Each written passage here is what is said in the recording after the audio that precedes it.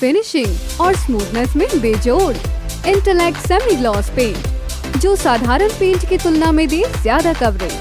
Anti crack, anti fungal और anti fade technology से बना इंटेलेक्ट एक्स कोट शाइन जो दीवारों की चमक को रखे सालों तक बरकरार। और साथ ही intellect prime seal wall sealer, interior and exterior range में अवेलेबल प्राइमर जो दीवारों पर पेंट की पकड़ मजबूत बनाए और घर को रखे नया सालों साल। संपर्क करें 1800-2123-494 पर।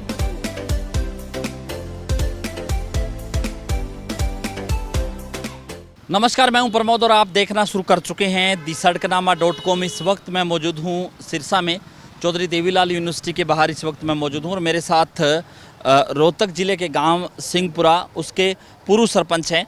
और दरअसल मामला ये है कि इन्होंने कई बार चौधरी देवीलाल यूनिवर्सिटी है उसमें आउटसोर्सिंग के तहत जो कुछ कर्मचारी लगाए थे उनको बैक डेट में कर्मचारियों को लगाया गया और यूनिवर्सिटी की मद से उनको सैलरी दी गई।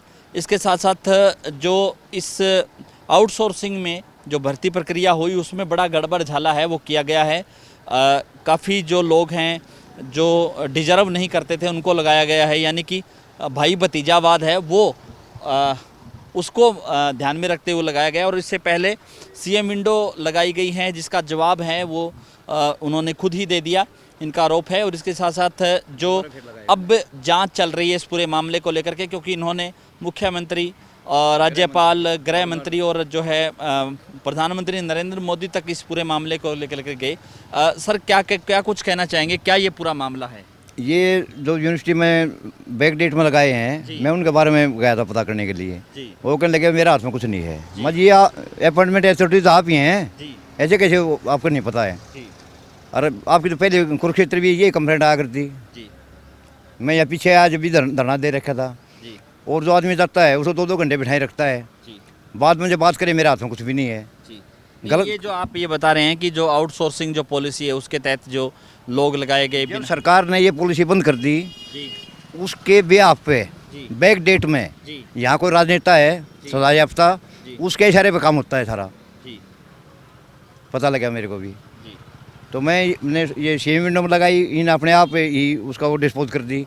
मैंने दोबारा फिर लिखी है भाई आमने सामने बैठ के बात हूँ। नहीं, जो सीएम विंडो में आपने लगाई तो आपके बिना ही सारी हाँ, मेरे को बुलाया नहीं गया, एक तरफा कार्रवाई कर दी। अच्छा। मैंने दोबारा फिर लिखी। अब वो मेरे को बार बार फ़ोन करते हैं, कभी कहता है मैं फलाना AR बोल रहा हूँ, हरबंस बोल रहा हूँ, आप आओ। माँ भाई मैंने जो सीएम विंडो में रोहतक लगाई है तो वहाँ आओ। तो अब यूनिवर्सिटी है वो आपसे आपके बयान दर्ज किए गए इस मामले की जांच को लेकर कहाँ तक? मैं बयान दर्ज करने के लिए आया हूँ आज। मेरे पास से मैं ऑपरेटर बोल रहा हूँ, उन्होंने पता नाम क्या बताया था। माँ मैं आ जाऊँगा भाई, मैं अपने कणक कटवाऊँ हूँ, 2-3 घंटे लगेंगे।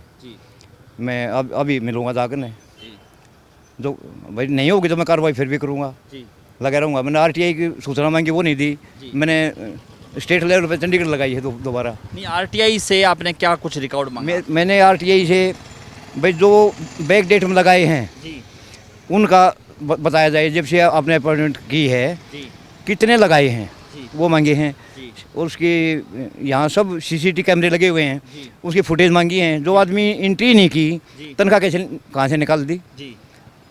ये कह रहे हैं भाई हमने कुछ नहीं करा, तो सारा गलत काम हो रहा है और फर्जी भर्तियाँ हो रही हैं, लोगों को गुमराह कर रहे हैं। तो मैं बयान दर्ज करवाने आए हैं तो सारे जो ये आपने बताया ये सब कुछ आप लिखवा के जाएंगे? हाँ, मैं सब कुछ लिखवा के जाऊँगा। धन्यवाद। हाँ ठीक। तो ये थे हमारे साथ गांव सिंहपुरा, रोहतक के पास गांव हैं, वहाँ के सरपंच हैं जिन्होंने शिकायत लगाई है कि जो आउटसोर्सिंग के तहत जो भर्तियां की गई उनमें बड़ा गड़बड़ झाला है। और इसके साथ साथ अब यूनिवर्सिटी इसको लेकर के भी परेशान है कि इन्होंने जो है CCTV फुटेज मांगी है, क्योंकि चौधरी देवीलाल यूनिवर्सिटी के जो जितने भी द्वार हैं उन वहाँ पे CCTV कैमरे लगे हुए हैं।